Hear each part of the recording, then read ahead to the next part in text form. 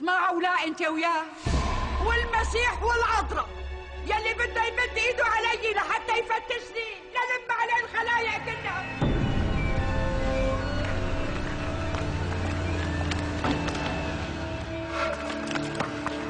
هذا جواز على سنة الله ورسوله.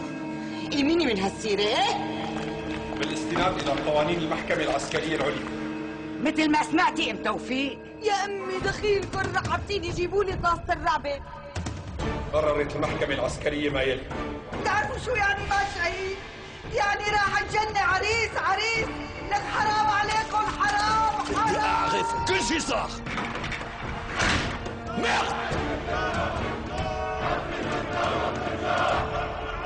لا اطلع لك يبعت لهم داء الفالج على هالعملة.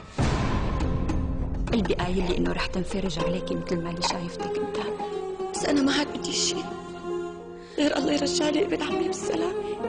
إذا رب العالمين بعته صبي رح نسميه إبراهيم. إلهي تنهدس وفتح له مثل ما هدوني ماتي اللي متعاوية. أكيد ارجع وحط نور صدري.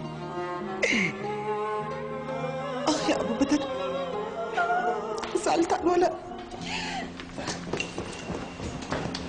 خذوا عساكركم واطلعوا من حارتنا. إذا ما بيطلعوا من الحارة بنحرق حالنا. إلى من هون يا قليلين الشرف والنخوة والناموس، عم تفوتوا على بيوت ما فيها رجال. إذا فاكريننا نسوان